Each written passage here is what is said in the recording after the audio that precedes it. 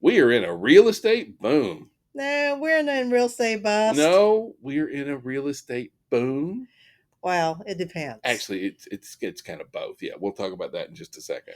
And also, what are the best and worst color to paint your house to sell? And then you're going to be really surprised how little our homeowners and our buyers really know about home ownership, today. So we're going to talk about all that in today's real estate backstory. My name is Alan Rich. I'm the managing broker here at Maxwell One Realty and Realtor Partners. My name is Ming Richardson, and a compliance broker for Maximum One Realty and Realtor Partners. So I want to jump right into something that's kind of a timely topic. And so Mm, just this past week, Rockets decided that they're going to buy Redfin. And there is so many people a lot of chatters. in the real estate space that's like they all up in their emotions about this thing. They are like wrapped up. Like it's good for it. Now, it's generally seen kind of more as negative, I would say. There's a lot of people like is that really good? Should we be doing this? That kind of stuff. At the same time, right now, we also have like consumer sentiment is at some of its lowest points since 2023, and we're not being political, but we have a lot of folks that are like, Mm-hmm. spring home buying season is here, but is it really good? Like are we in a surge or are we in a dip this spring? And that's a real important question, because what we're finding and what we see inside our brokerage with our agents is the exact same thing. And when we say it depends, What I mean is that, so are you leaving your business up to the market? Are you going to let the market dictate how you practice? I mean, we have some of our agents are having their best years ever. Some are having their worst, and it's one of those things where if you say, you know what, the market stinks, there's no use. I can promise you, the market will stink for you, and it is absolutely no use. See, And real estate is really a mindset game. And honestly, if you think the game is over, guess what? Your motivation is zero. So you definitely will go out and redo it. yeah, I mean, like We'll even play the game. like even if you think it's a down market, right? More millionaires are made in a down market than in an up market, and we just see right now where I see a lot of real estate professionals that are talking themselves out of business. They go out and they follow the news, or they're really political and they're wrapped up on it, and they kind of get in with like, who's no use, no, no, no, and then you know what? The next day they don't go and they don't call their clients, and They don't do their schedule workout in real estate. So pay attention to the market. Please don't be driven by it. yeah. Because if you are driven by it, guess what? There's always so much negativity around, and that people will basically talk you out of it. And you think, oh, well, I'm not practicing because, there's no business to go get it, go out there and get it. So, and that mindset is very dangerous. Oh, it's terrible for you. You have to get out of your emotions. And honestly, one of the biggest things for us throughout our entire careers, right, is focus on the activities, not on the results anyway. You focus on doing the right things, the smart Correct. things. You reach out to your people. Really, the biggest thing is are you, what are you doing in order to have conversations with buyers and sellers about real estate? That's probably one of the biggest things that it comes down to for that whole aspect there. And right now, more people are house hunting and applying for mortgages as the rate Look, declines. that's a big deal, right? Like we see where interest rates are moving, still moving, not at the pace I think we'd like, but it's moving in the right direction. I think we're going on Yes. 7 or 8 weeks where mortgage rates have continued to decline. Now, with that decline, what we're seeing is that more and more people, as rates go down, more people jump into the market, right? And so we feel like this is going to be a nice, slow, steady trend throughout most of the year, just continuing to kind of work its way down. But understand that as the rates do ease down, that's more and more people moving into our market right now. We have a lot of activity going on. Please don't miss out on what's happening out there, because really at the end of the day, what matters most to To the buyers. well, I mean, to homeowners as buyers, sellers, but for both our buyers and our sellers, what do you think is the number one thing that's driving their, Affordability. that's really what it comes down to. So there's a recent study by Resi Home where they went out and they polled just a massive group of buyers and sellers, and Hmm. just like what is your largest concern? And affordability is the largest concern, and so that's going to affect both mortgage rates, but it's also going to affect home prices. It's going to affect, the decisions that people make about buying and selling, understanding that it is coming down to affordability. And we see it playing out right now in our MLS. We see it playing out in like even the new construction. Like what are all of our builders building so much of right now? First time home buyer in townhomes. Townhomes. I mean, just so many townhomes because that's a product that is affordable for buyers. So we see a ton of townhomes coming out right now. We see where the folks that are being very unrealistic about their price, their listings are sitting there gathering dust until they have to either the listing gets expired or they have to Well, relist. honestly, if the interest rate was down 4%, their listing would be very affordable for the buyer. But unfortunately, we're not there and won't be there for a while. So now, once again, like Alan said, it is about affordability. Right. And so we have to understand that that's the main thing driving our market right now. As far as like where do Americans, real estate professionals really look at home values being this year? A lot of Americans overall are kind of looking at, property values appreciating somewhere between really flat to up to 4 to 6%. We think that that's a pretty safe place to be in there. Uh, Real estate professionals tend to be a little bit more optimistic. They kind of think that property values is going to appreciate more. But even so, like overall, it's in that very range of normal, right? For 50 plus years, property have appreciated at 4.5%, 4.4% for the last 50 plus years. So this is really like normal is good. There's nothing wrong at all with being normal. We're not always normal, but we can appreciate normal here.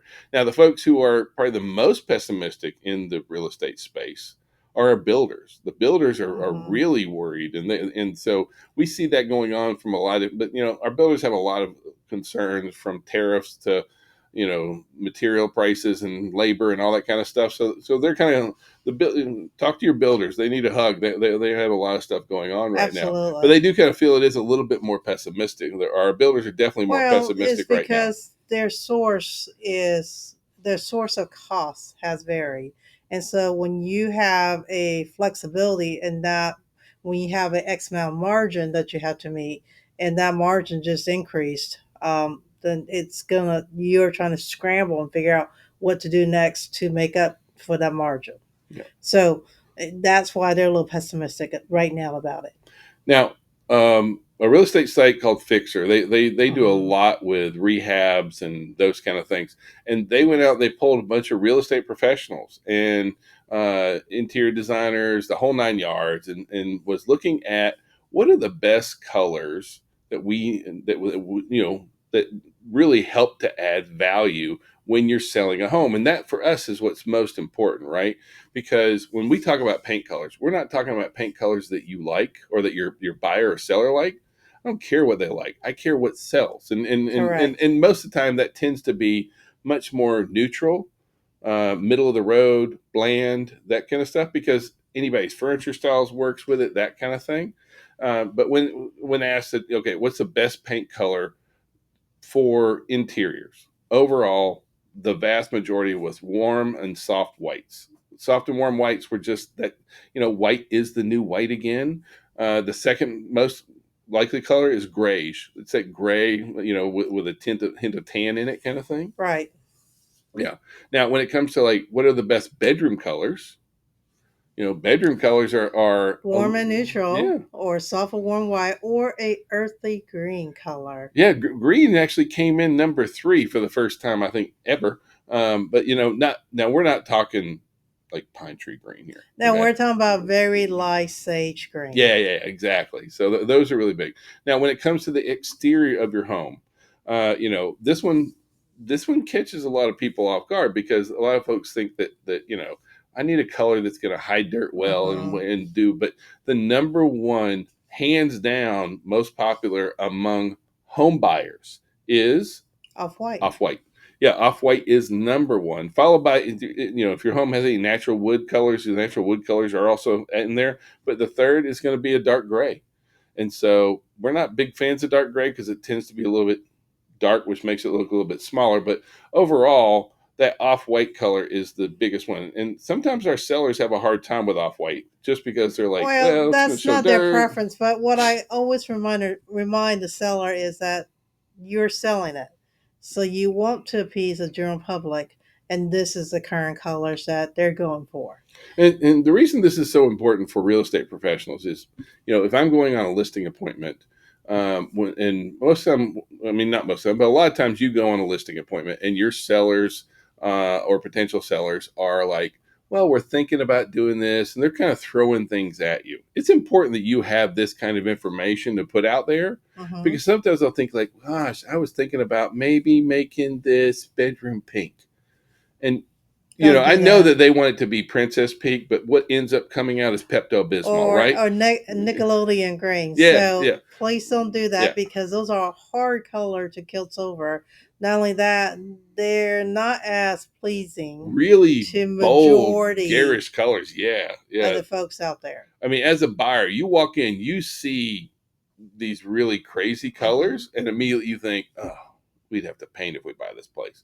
So, this same poll, they said, hey, what are the most off putting colors?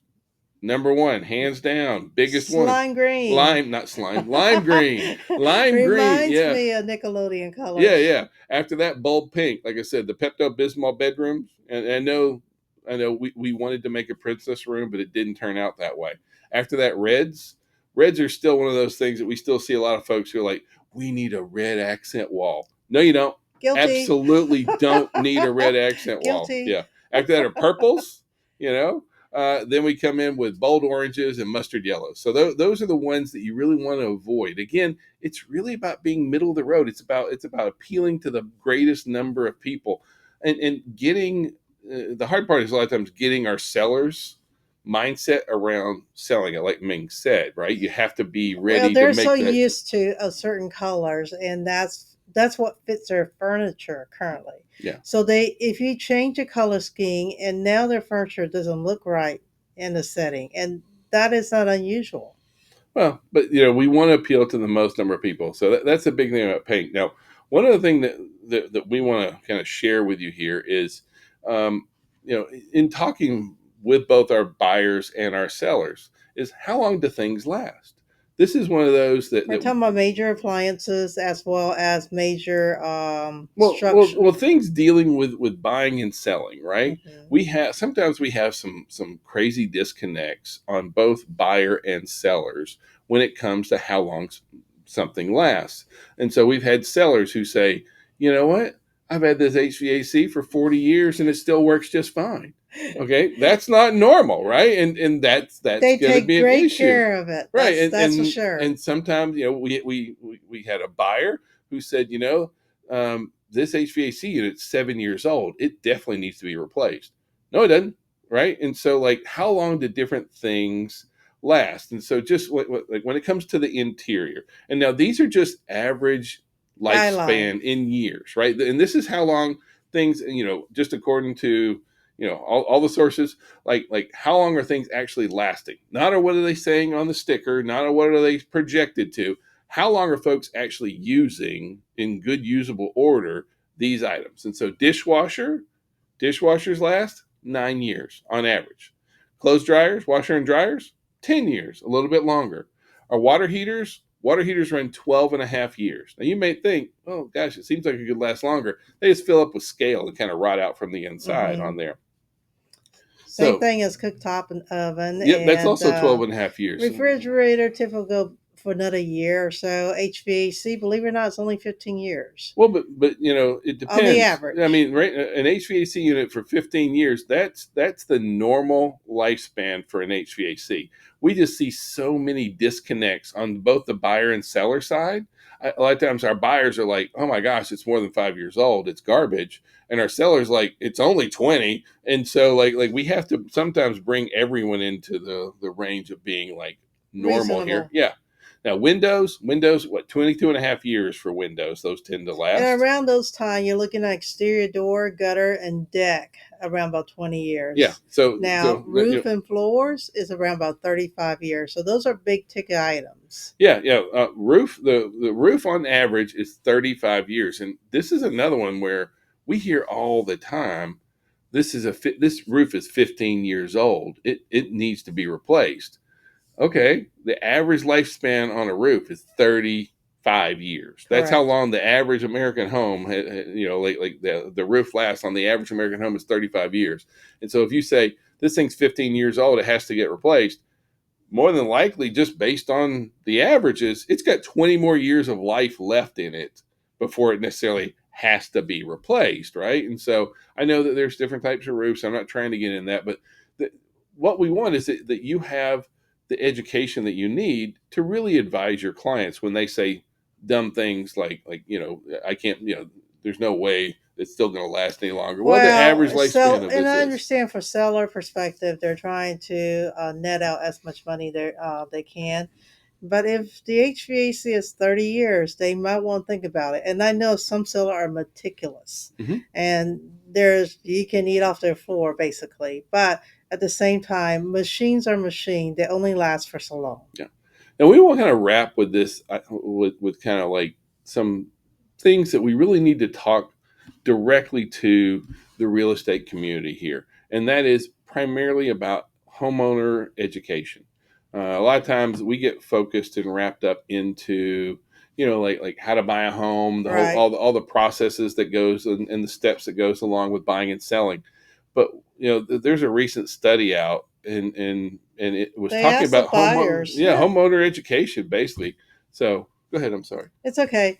How many buyers actually know about home buying process or the importance of home ownership before they purchase a house? So on the average, so only 24% understand, while 76% get it after the fact. Yeah, 1/4 of our buyers understand home ownership terminology and terms and the details before they buy a home.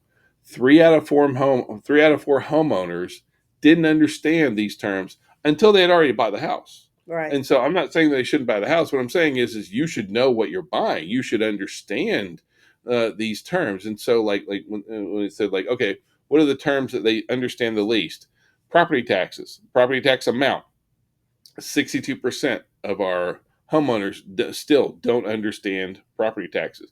Now, everyone's in that right now because property taxes are up, right? And so, as long as Huge. property taxes are up, that's causing a lot of conflict.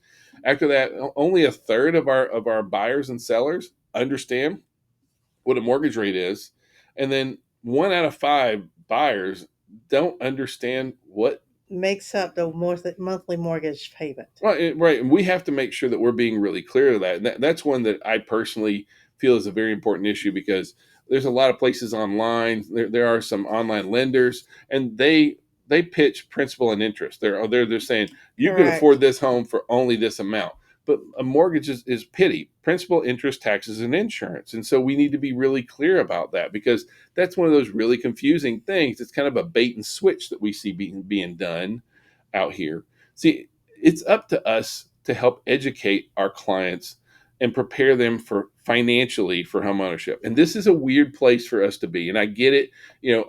I can already hear the people saying, "No, Alan, stay in your lane. You stay in your lane, Alan." And while I do agree, we have to stay in our lane. The bottom line here is and buyers, especially buyers and sellers both, are coming to us looking for financial information advice. And I'm not talking about, how do I lower my credit? And I mean, that is a big question that we do get. But like, can you look at my credit report? That's not what I'm talking about. I'm like, do you need to save for a down payment? Absolutely. Yeah, yeah. What are some things that I can do to improve my credit score? The basics, right? Pay your bills on time. Or do Like auto pay if you're paying it every month anyways. If you do auto pay so you don't forget when the due date is, and therefore you're not getting dinged for a 30-day late. Yeah. Sharing your mortgage calculators with your buyers out here. Sharing your lender information so that able to build that relationship right up front. Um, All these. these services, if you think about it honestly, is to build a healthy buyer. A healthy buyer that's going to become a homeowner that understand how to manage your finance, and so we don't get into the point of foreclosure or anything like that. This is a good way of helping your client building wealth. Well, here's some of the biggies that I think we as an industry really Mm-hmm. need to pay attention to. First of all, 3 out of 4 of our homeowners lacked homeowners literacy until they actually bought their home. A third don't understand interest rates. 25% were surprised by unexpected fees During during the the home buying like we need to make process. sure everyone understands how, like you're going to have to pay for a home inspection, you're going to have to do, Appraisal. appraisal, Those are, moving, that kind of stuff. yes. um, right now, about 20% of prospective buyers delayed their purchase because there's a lot of confusion. They don't They have, understand. and and I get it, and I don't want them to buy if they don't fully understand. But that's where you've got to step in here, right? Because if 20% of our buyers are waiting because they don't feel comfortably financially, they don't know enough. We need to put our little educator hat on here and Mm-hmm. really start bringing folks up to speed. You know, we have a lot of folks that can't accurately define what a mortgage is, or understand what a mortgage rate is. And then one last big point that I really want to push out to you here, and this is one that is, It's huge. well, I find it so startling, and I get it. We just talked about stay in your lane. However, 1 in 4 Gen Z renters, okay, Get their mortgage information from from TikTok. TikTok. TikTok is the So, financial advice for well, if you think about 25% of it, Gen they Zs. go there for entertainment. So while they're being entertained, here's information popping up. Oh, I guess one thing that we're, like we get it. We're not saying that you have to be a mortgage lender. You do have to give your clients some basic fundamentals around home Listen, ownership literacy. host a first time home buyer seminar with your lender. I mean, those are extremely helpful. So please take an opportunity to do that. If you don't have a lender that would like to do it, please contact our lender, Sharon Thompson. Yeah, She'll be yeah. more than happy to do it with you. No problem. But like that's the whole idea here, is that take some time to really go out and pay attention to educating, teaching your clients. The other thing that happens when you spend this amount of time bringing your clients up to speed, educating them, like they're really going to be very connected to you. You want to build a strong bond with folks, help them understand. We don't ever want a buyer or a seller to feel like they don't know what's going on.